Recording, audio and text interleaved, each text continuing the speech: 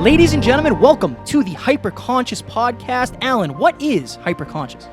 Once you understand why something is the way that it is, now you have the power to change it. Great conversations with great people and great questions are the keys to the kingdom of unlocking your consciousness.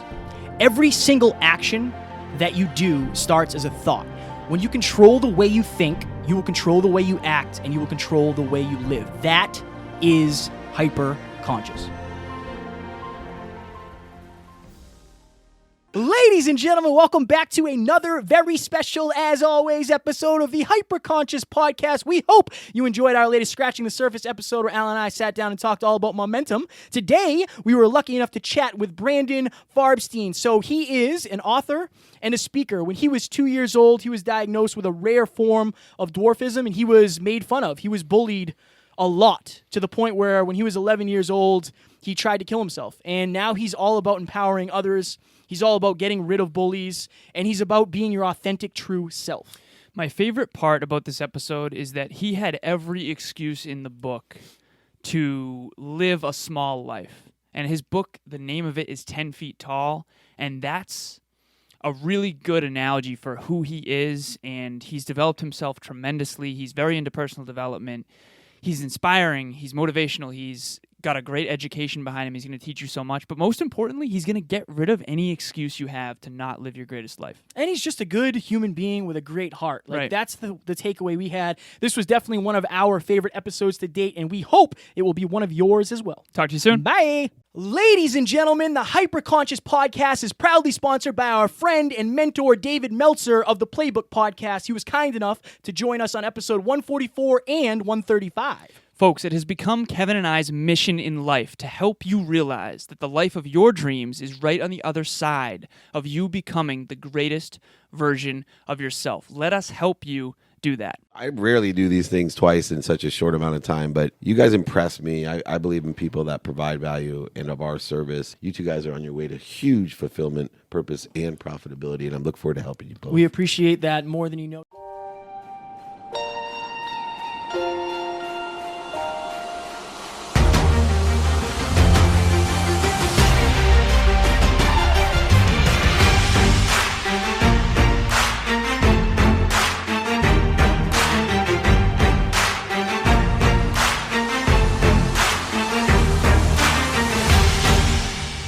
Ladies and gentlemen, welcome back to another very special, as always, episode of the Hyperconscious Podcast. Today's guest is a speaker. He is the author of 10 Feet Tall, Step Into Your Truth and Change Your Freaking World.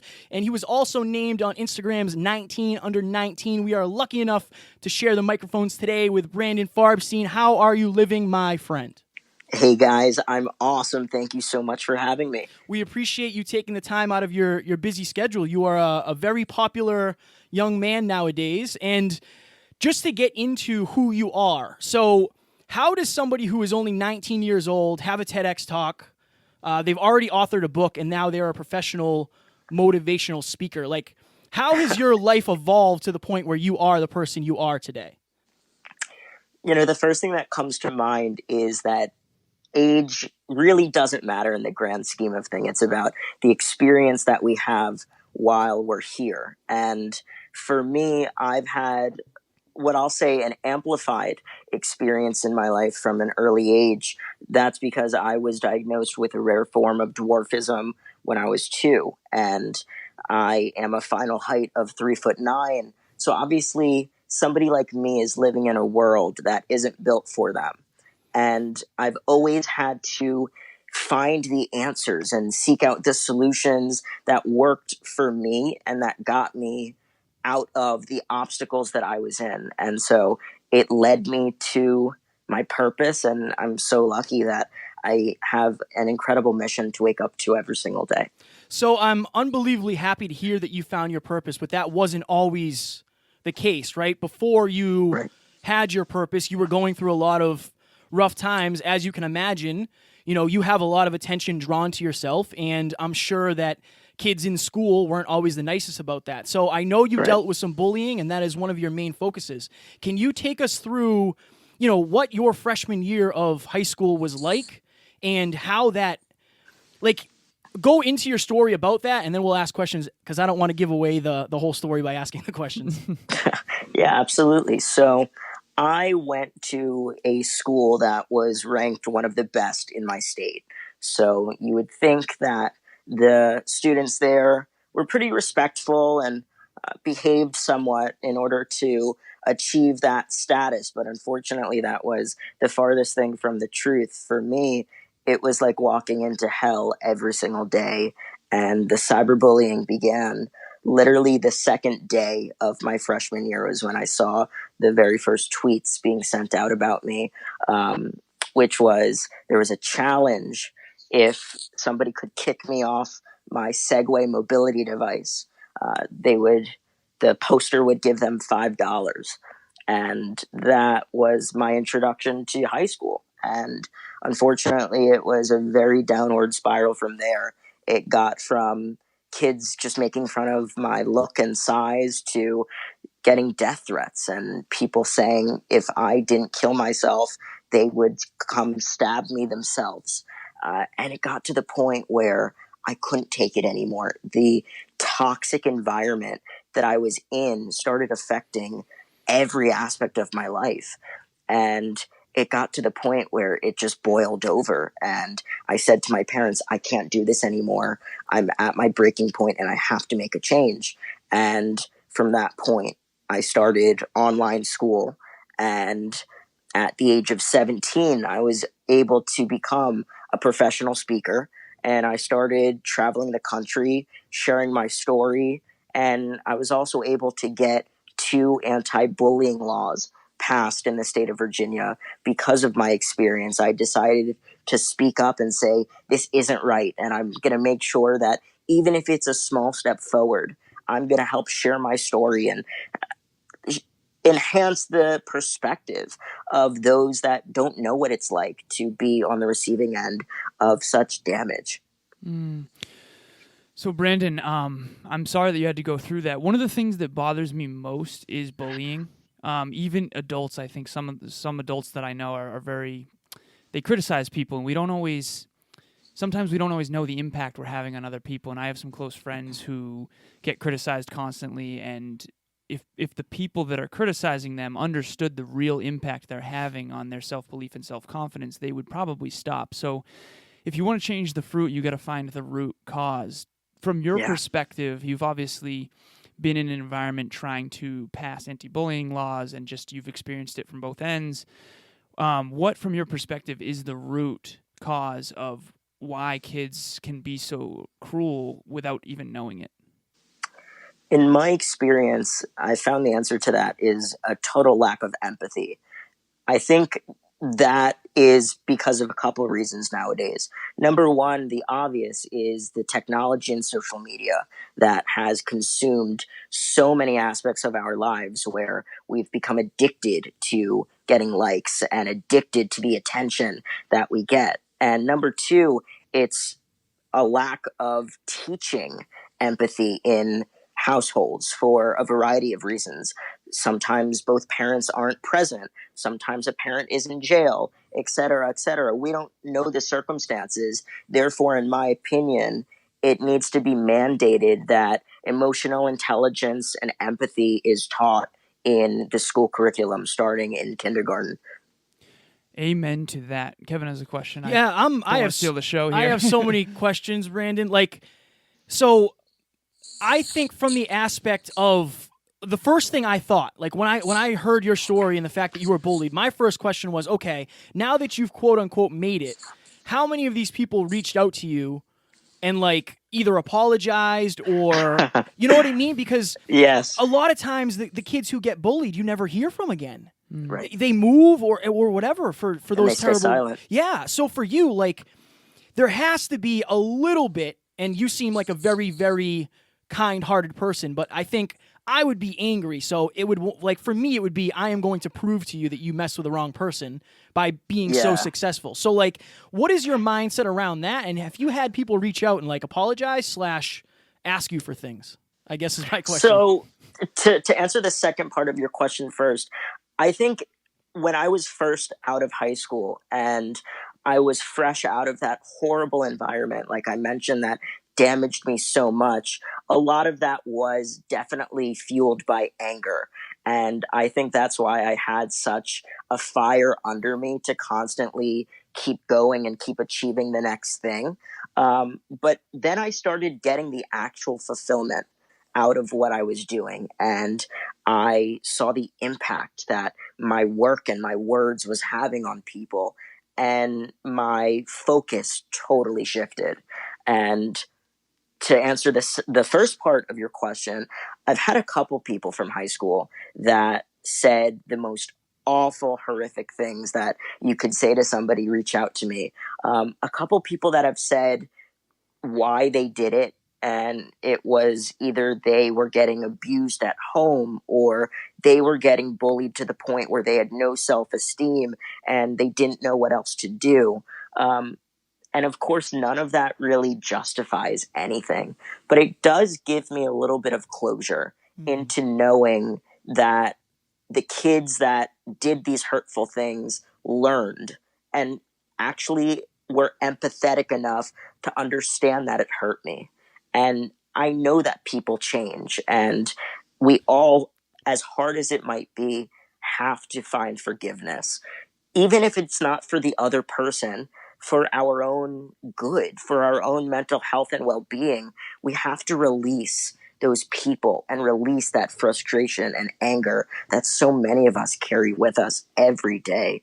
I think you've done an incredible job of that, but also harnessing the perspective and reflecting on, like, this is my past, now this is my future. Like, because of that, you are changing so many things. You're changing the way social media is done. You're changing people's lives. So I'm so happy for you that you were able to take so many positives out of a negative situation. The question I have for you is, I saw you post something that hurt people, right? That's usually the people who are bullies, and, they are the ones who do the crimes and things like that. What do you think the difference between hurt people hurting others and hurt people helping others is? I think that lies in a shift in oneself, and it's some transformative moment where some people would call it hitting their breaking point or having some life-changing realization that they have to change their ways. People's motivations are often in the wrong places, whether it's on a conscious level or an unconscious level. But you have to do the inner work to really ask yourself, what am I doing every day? What is driving the energy and the force that I have on a daily basis? And how can I advance the mission that's most important to me further along that day? Can you give us an example of what you believe is less than ideal motivation versus a really good one, so that our listeners can understand what kind of shift you're referring to? Yeah, absolutely. I think selfishness/greed is a very common thing that we're seeing these days. Social media is very easy to get caught up in the flashy and the sexy highlight reels that everybody is posting. And it makes people believe that they have to achieve the same things that that person is doing, or they have to own the same material items that that person has in order to keep up with that lifestyle or whatever. And people get to a point in life where they are so drained and they lose motivation for everything. And a lot of people call that a midlife crisis, but I even see it in my own generation, where the ill motivations that drive people, and this is on a totally unconscious level, where these people don't even realize what they're doing or how they're behaving until they get to the point where they've drinking so much or they've taken too many drugs or their depression is so bad that they feel like they can't turn back. What do you think the biggest difference between, or the biggest differences between your generation and others are? Because, like, your generation is the first one who kind of never has gone without technology. Like, Alan and I are 30. I'm about to be 30. Alan's already 30, right? Yeah, correct. So I remember I had a cell phone. I think the first cell phone I ever got when I was like maybe 11, Right, flip phone. It was a flip phone. Like, there was none of this taking picture stuff. You could play like Right. Tetris. Yeah, that was right. about it, And man. Snake. And call in emergencies only. Yeah, right. But so for you guys, like, in people that you grew up with in around that age bracket, you guys have never gone without a camera on your phone and the access to the internet whenever you want. And Right. cyberbullying, like, that wasn't even a thing, Right. 20 years ago. So what do you think the biggest differences, like, regarding your generation are, other than what you already mentioned? So it's definitely the hyper-connected generation where even though we're spending so much time connected with each other on social media and sending each other pictures on Snapchat and looking at each other's tweets, we're getting so disconnected from the people around us, the true relationships that actually matter day to day, not the number of followers or whoever's through the screen of your phone. Yes, that's great. And me especially, I harness that connectivity so much in what I do. But if you're not careful, it's going to lead you down a very, very dark, disconnected, lonely road. And we all have to be conscious of that yes, it's great to spend time on Facebook and it's relaxing to do after work, but how many hours are you truly spending scrolling just carelessly, not spending your time doing anything productive? Right. There's a huge difference in doing something that matters versus doing something just to do it. So I talk with my clients a lot about their CNC ratio, their creation versus consumption. And I think that a lot of us are just out of balance, especially nowadays when there's more to be consumed, whether it's Netflix, social media, you name it. We're constantly bombarded with solicitations on our attention, and how much of our day is really ours these days if we're not becoming hyper-conscious of our habits. So this is absolute fire. Thank you. I have 5 flashcards, actually. The very first one, I'm going to tell a very brief story. So when I first started putting myself out there and having my own voice and really diving into my own personal development and then hopefully inspiring others to do it, it was 4.5 years ago. And I remember early on, there was a close friend of mine, her name was Shanice, and she basically thinks the world of me, and she thinks I'm going to, she basically said, don't forget the little people on your way up. And I literally remember I immediately said to her, I said, there are no little people. There are only those who have allowed themselves to be convinced that they're little. And so my question for you, and that's why I love the name of your book, 10 Feet Tall, because regardless of any shortcomings you may have in your life, you never let that stop you. And that is my favorite thing about you. So how can we help someone who's been convinced that they're little and they are struggling to believe in themselves, that they are actually capable of everything that you, me, and Kevin are capable of in their own unique way? For me, the shift was a change in my own definition of myself, where I went from letting the opinions of other people and what I thought the world thought of me and how I was reacted to wherever I went, aka the stares and the pointing and the laughing. And then I changed the definition of myself to realizing the greatness that was inside of me the entire time and how much of a gift I've been given by the universe to guide people to where I'm at now. And it doesn't take a miracle, and it doesn't take anyone stepping in front of you, clearing the way. Everything that you need is inside of you right now.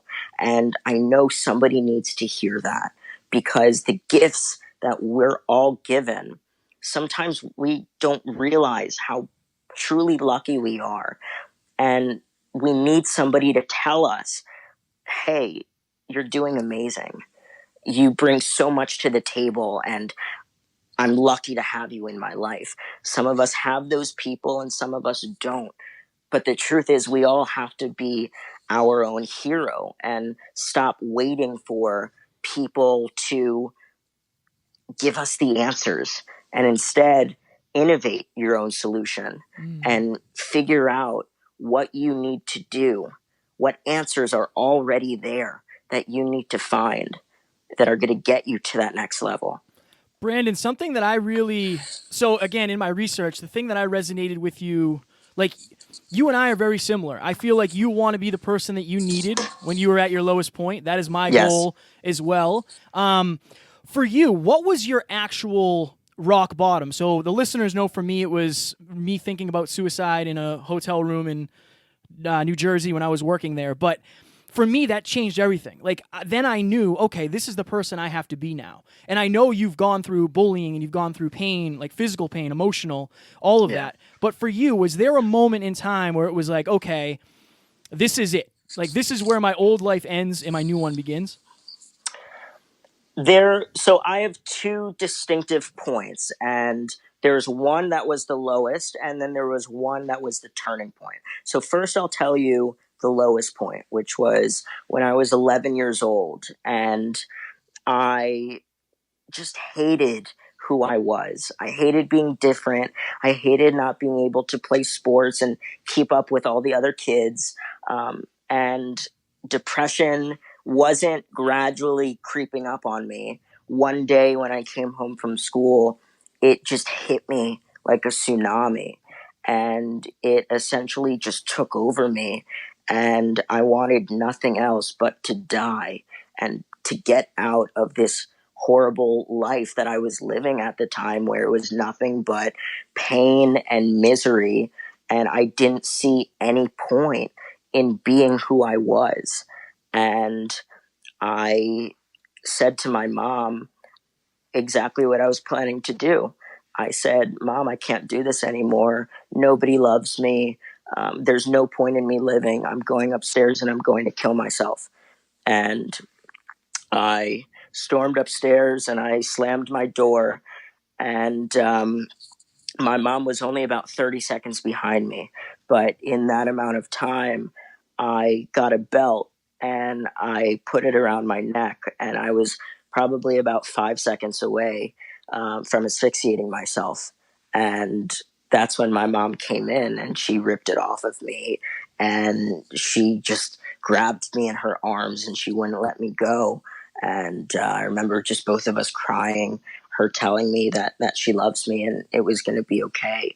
And from that point on, I got the professional help that I needed from psychiatrists and counselors to get me out of that hole that I was in and make me realize the self-worth that I needed to have, that was already inside of me. And that was the point that I knew was the baseline for being at that point of just pure darkness, pure pain, and seeing nothing else. And I never, ever am going to allow myself to be at that point again. But not only that, I want, just like you mentioned before, I'm doing everything that I can to be the person that I needed when I was 11, when I was sitting on the floor of my bedroom. And to now be called a hero from other teens and getting constant DMs saying, because of you, I don't want to kill myself anymore. That is everything to me. And it's what wakes me up. And it's what makes me believe in the greatness of my life, because I see my purpose every single day. And I wish it was as easy as snapping your fingers and making your purpose appear right in front of you. But to the people that are trying to find it still, follow your passion. That is what is going to lead you to your purpose. Ladies and gentlemen, we hope you're enjoying this episode where Alan and I were lucky enough to chat with Brandon Farbstein. If you have not signed up for Hyperconscious Nation yet, we want you to join. So if you go to the hyperconsciouspodcast.com, click join, hashtag Hyperconscious Nation, you can take part in our private Facebook group. Guys, we're all about getting better, masterminding. We want to mentor you guys and help you guys skip steps. Alan and I are in there almost every single day doing Facebook Lives, and we want you to be part of it. One of the most valuable things about that group is everybody is curating the most valuable personal development content and sharing it with each other, so that's huge. The other thing I want to mention here is September 7th, mark your calendars. Margaritaville, Hollywood Beach, Florida. We're selling out a venue on the beach, and it's going to be 500 plus seats. You're going to meet incredible, inspiring people. There are 7 different speakers, and this is a dream come true event. Do not miss it. It will change your life. It's going to change our life for sure. Speaking of changing lives, do you think we should get back into the episode with Brandon? We should. And we will. Talk to you soon. Bye! So I have a question that I wrote previous to this episode, and that was powerful. I just think that those moments, thank you for sharing that, because those moments it's easy to talk about them, but to really bring us there, and like I was basically in tears with your mother holding you, and just that, it's incredible. So that was not the turning point, but that was like the moment that you, in hindsight, realized started the catalyst that eventually led to the turning point. So Yes. It's very clear to me that you have a clearly defined mission and purpose now. I do think that a lot of people don't have that. I know that I do. I know that Kevin does. And I having it, you can tell when someone else doesn't, and you know that a lot of the happiness that you and fulfillment that you enjoy is a byproduct of that. Yes. So Nietzsche has this great quote that I'm sure you have heard of. Someone with a big enough why can get through any how. Okay, none of our hows have been easy, and most people's hows are not easy. But if you have a big enough why, your motive for action that you referenced earlier, then you can get through anything and become anything that you want. Now, what is your advice for someone who has not yet found their purpose or mission? And I know you said chase their passion, but can we go a little more specific into how you found yours and like how you actually started to put in the reps to actually create and develop it into something tangible? Yeah. So how I found mine, or how it found me, was when I gave my TEDx talk. That was the very first time I shared my story. And that also was the first time that I decided to be authentic and vulnerable. And it all happened because of I was in the airport with my family a few months prior, and I was on that mobility device that you might have seen from my TEDx talk. Yep, just watched it's this badass yellow Segway, Yep. and it draws a lot of attention. So this woman came up to me and she just started asking me all these questions, which wasn't very uncommon for me. So I went along with it, and she ended up being on my flight. So I talked with her at the gate for another 45 minutes, and I told her a little bit about myself. She told me a bit about herself, and she ended up being one of the original organizers of TEDx. So like years and years ago, before this viral movement picked up, she was one of, I think, number 3 of the TEDx events in the world. And she said to me, I really would love to see you share your story one day. And she ended up helping me get a meeting with an organizer of a local TEDx event. And a few months later, I was in front of 2,000 people, and that started the rest of my life. Brandon, when I watched your TEDx talk, number one, I didn't know that was your first time really sharing your story. You seem like an unbelievably confident young man. Right. And I want to dig into that. Like, Yeah. you spoke in front of 2,000 people for the first time, and you crushed that. Like, you absolutely crushed it. I literally just watched it earlier today, and I thought the same thing. Right, and I was you like, were he funny is so as, confident. You were funny as hell, like cracking jokes. And Strong you were work. 15 at the time, Strong right? work. Yeah. So- I was 15. So what are you doing? Again, the point of the Hyperconscious podcast is to pull back the curtain on success, habits, mindset, all of those things. What are you doing behind the scenes consistently to cultivate that level of confidence?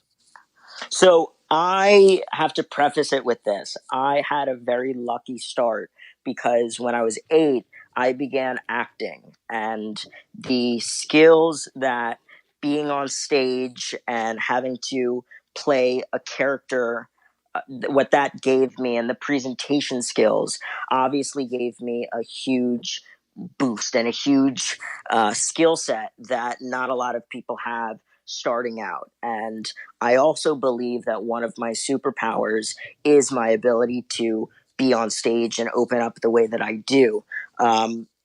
So one thing that I really do before a speech consistently to ensure that my mind is in a good place is I get myself in a quiet environment. This is a non-negotiable. I have to center myself. I can't be in the midst of chaos and around a lot of craziness. I have to, even if it's just for 10 minutes by myself, listening to music or focusing on my breathing or being mindful of what I'm about to say, it really has made a shift in my energy and the flow that I have presenting to my audience. And you don't need to necessarily be a speaker in order to practice that. Even if you add 5 minutes before you go into your office, before you start your day, whether it's breathing, it's meditation, it's mindfulness, whatever works for you, that can be an absolute game changer for the results that you produce on a daily basis. Another thing that I do is, instead of psyching myself out and letting the unconscious, anxious part of the brain take over and take over the thoughts that I have, I instead fill my brain with encouraging thoughts. As cheesy as it may sound, I'm filling myself up with things like, I'm going to rock this speech. I'm going to change the lives of the people in this audience. And then I tell myself why. And I list all the deliverables that I'm going to give in that speech. And I don't let myself think, what if I mess up, or what if I stumble, or what if I'm slow, or any of that bullshit that the negative mind wants to tell us. It's just not true. And you have to take control and be in the driver's seat of your own life to say, I'm not going to let that run my life anymore, and I have to make a change. Powerful. I was actually going to ask you, I was going to say, Brandon, hypothetically, say on this Thursday, I was to give my first speech that I have ever given. Would you hypothetically, because I am doing it? Would you have any advice? But I appreciate all those things, man. I am really focused on taking the anxiety and turning it into excitement. They're the same things. You're just you're picturing one negative and one positive, and I'm trying to do a better job at focusing on the positive. And I appreciate all those cheat codes, as we call them. Absolutely. So, Brandon, you talk a lot about your A-team, and you talk a little bit, I was watching a video on your Instagram, actually, where you basically talk about how it's been a huge advantage in hindsight that you've had to kind of grow up really fast because of some of the challenges, and basically how you have a lot of people on your A-team and in your circle that are, much older than you.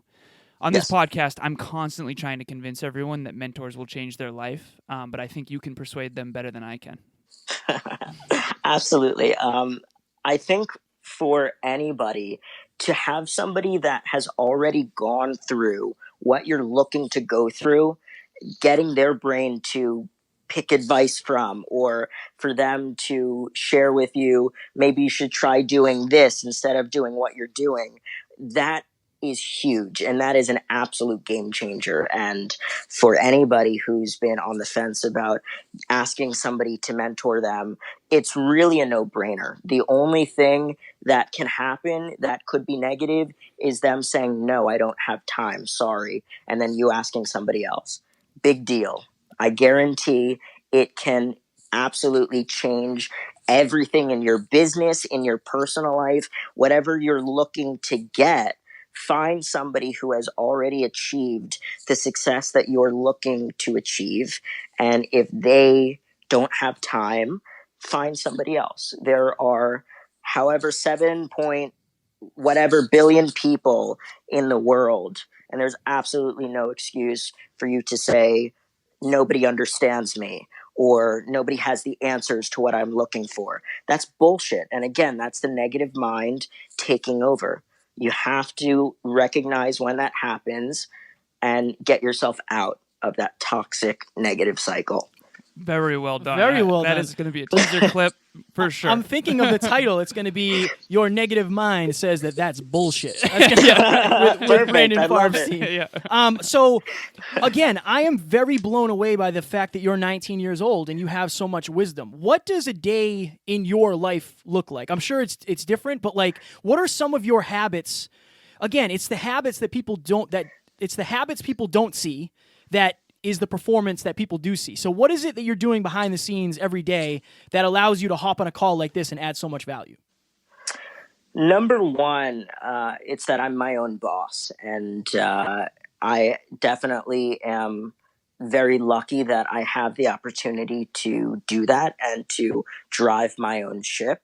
But I also had to get in an uncomfortable place of I was in college for one semester, and that for whatever reason, the first week that I started my freshman year of college was the week that I started getting a huge influx of opportunities and like insane things too that I wasn't getting before. And the universe just kept showing me and making it so obvious that the path that I need to be on at this point in my life is being full time committed to my mission.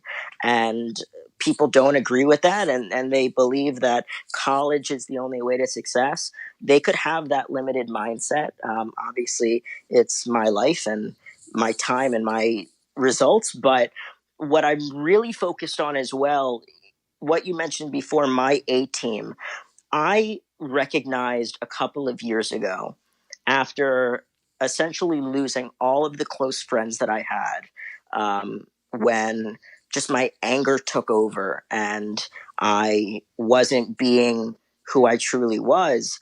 Um, I recognized that I couldn't allow myself to be around toxic people anymore because the truth is, we don't have many days here. And you have to recognize that and see that there's no room in your life or in your schedule for toxic slash negative slash bullshit that we get thrown every single day. I'm not saying that you can just block it all out because it's going to exist no matter what, but it's your choice how you react, how you respond. And I think that has been really big for me in getting me out of my loneliness and being in that place of anger all the time. And I would recommend anybody start practicing that. So you posted on your Instagram today, and I hope I didn't just interrupt you there. No. Okay. Bullshit. Right. so you posted on your Instagram today. I actually shared this, and I tagged you as well. Stop hanging out with people who don't support you, cheer for you, or people who make you feel judged or insecure.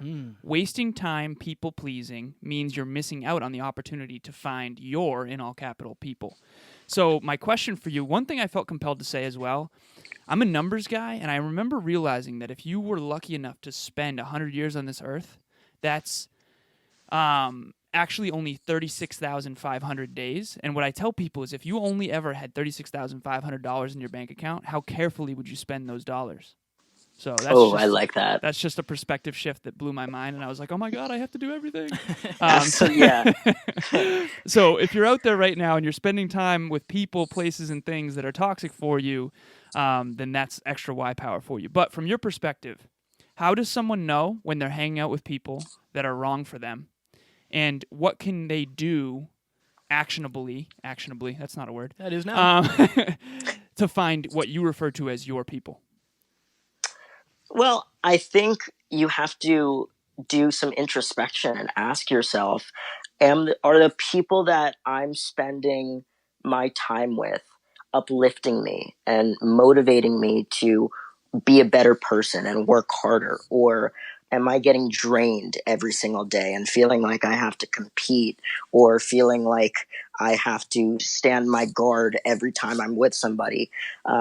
It's truly just asking yourself that question.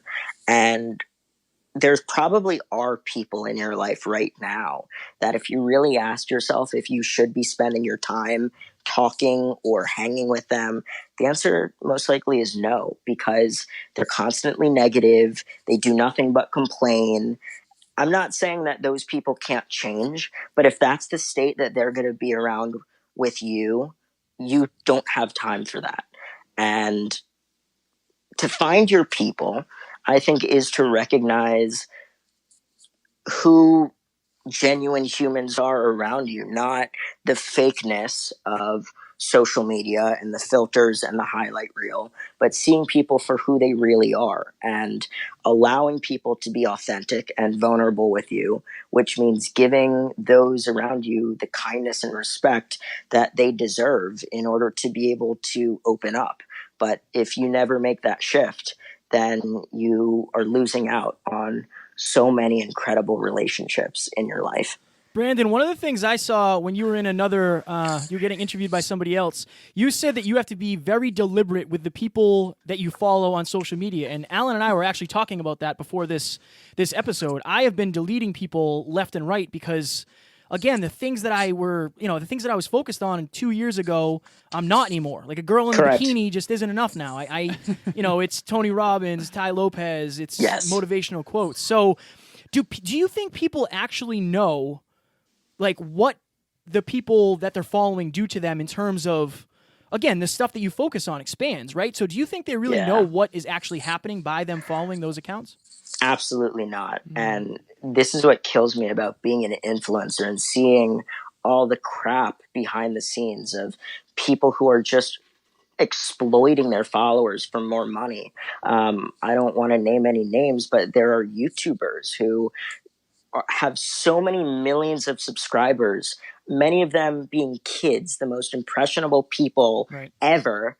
And they're telling them to bully and to do stupid shit and to, like, I just can't wrap my head around that. And it's really unfortunate that so many people aren't woke enough to recognize the energy that is coming into their lives and the influences that are kind of driving what they do every single day. And I keep bringing up this conscious versus unconscious mind thing. And definitely for my generation, it's just not being alert enough and not recognizing the fact that what you focus on is how you're going to feel.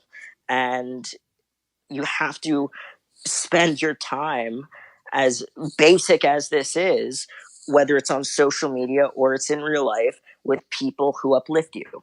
It's as simple as that.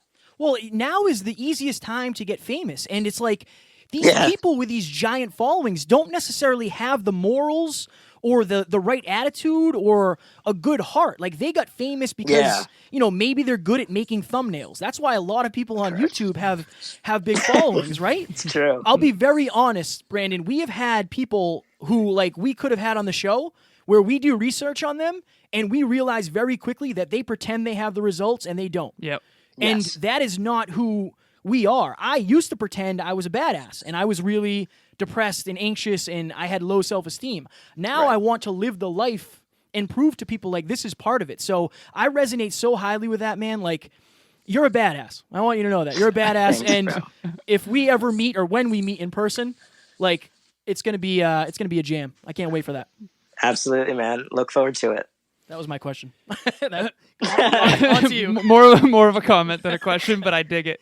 So personal development is obviously a very large part of your life. For me, personal development is what saved me in my darkest moments. And I often say that I want to be intriguing enough to others to where they go, that guy's different.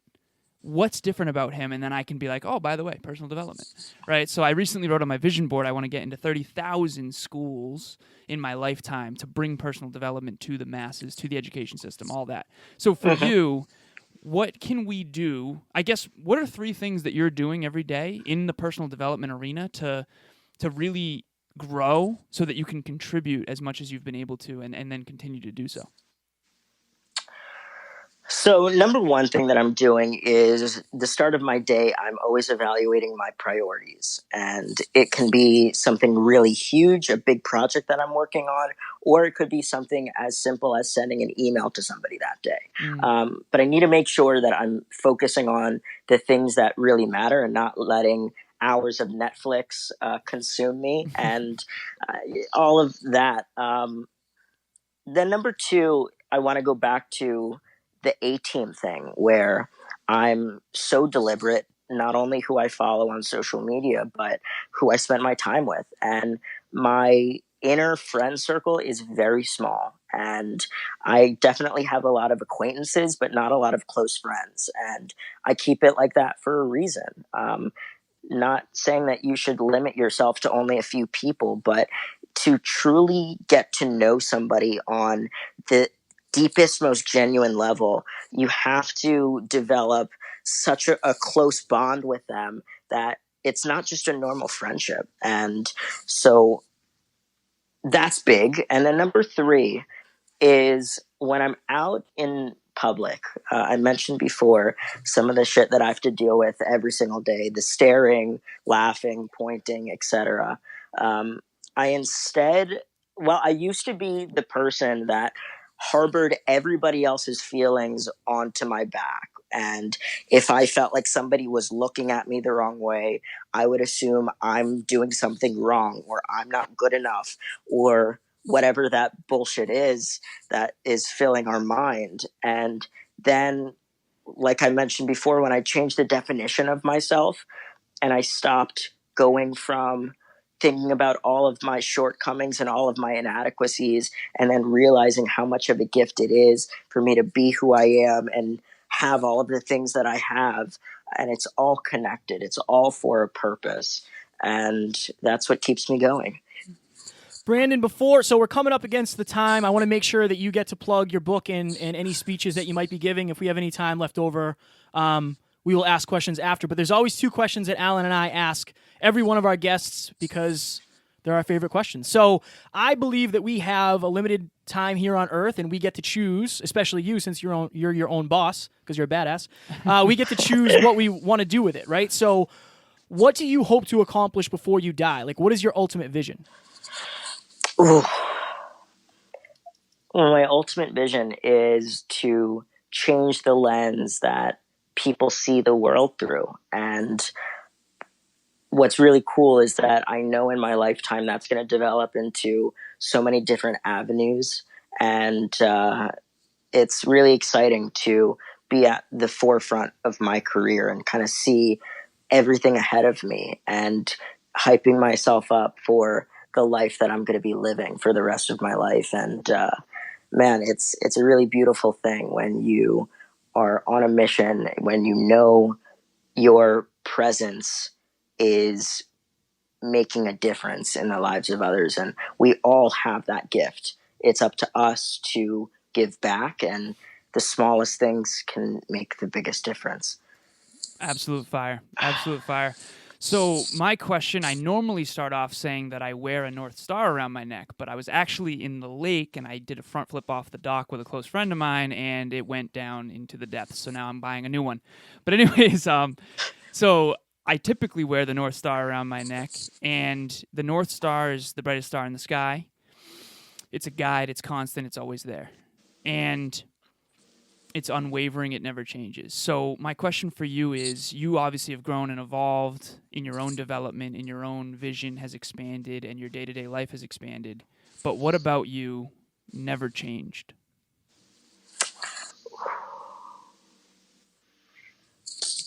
I think the strength that I've always possessed, it's always been there, and it's always, even in the darkest of times, gotten me through. And whether it's perseverance or it's just strength, I think having that backbone is so important, and you have to keep feeding it good stuff and filling your mind with, obviously, as much positivity and personal development as you can. It doesn't mean you have to read 2 books every week and do anything crazy, but again, make a small shift every single day and watch how your life will change. Wow. Speaking of books, tell us a little bit about your book, 10 Feet Tall, Step Into Your Truth and Change Your Freaking World. Tell us about where we can find you to speak and all of that happy jazz. Plug away, my friend. So my book, 10 Feet Tall, is available on Amazon and whatever country you're in. As long as you have Amazon, just search 10 Feet Tall, Brandon Farbstein. You'll see it. I would so love your support. And speaking, I speak to schools, I speak to conferences and corporations. If any part of what I said resonated with you and you think that you have an opportunity that I would be a good fit for, would love to hear from you. My website is brandonfarbstein.com. And social media wise, Instagram is my favorite platform. My last name is my username, so Farbstein. And I can't wait to connect with all of you. I will make sure we link all of that in the description so people can find you. And Alan and I are planning on becoming world-class speakers. And I can see it already. We will share the stage eventually, whether we're putting the show on. Alan just had a big smile. But we're in Massachusetts, so I know your home base is what, Virginia? Washington, D.C. Washington, D.C. Oh, you're closer. Yeah. So I believe that, guys. I do. Oh, that means the world to us, man. I'm setting the intention now. We would love to do a part 2 in the future in person. Your story's amazing. You're an amazing man, and it's honestly like I'm blown away. I have another question though before we let you go, if that's all right. Yeah, of course. When you look back 6 months, a year, 2 years ago, when you look back to 11-year-old Brandon, what do you feel and what do you think? Like, what is this journey? What does it feel like for those who haven't embarked on their journey of their passion yet? Like, what does it feel like looking back? Looking back, so many people can relate to feeling like there's no point in continuing on and having that crushing weight on you every single day. And to now have a life where I still have the hardships, I still have every single one of those problems and even more now. But that doesn't change. It's how I changed myself and how I'm able to react now that is able to get me to where I need to be. And I truly believe that all the answers are inside of each one of us. And it just takes a little shift in perspective to help us seek those out. This has been an incredible episode. I second what Kevin said about being on stage together one day, sharing the stage. There's no doubt that will happen at some point if we all keep kicking ass. Keep hammering it and getting rid of the bullshit. Totally, exactly. Anything for the listeners before we let you go, Brandon? You don't need to change everything for everything to change. It's the small things that add up.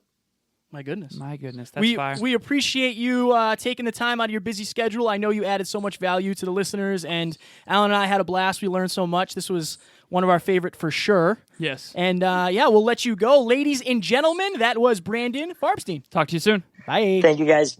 Ladies and gentlemen, we hope you enjoyed this episode where we were lucky enough to chat with Brandon Farbstein. Up next, we have a 5-minute clinic on the word reflection. So something Alan and I talk about fairly often is reverse engineering regret.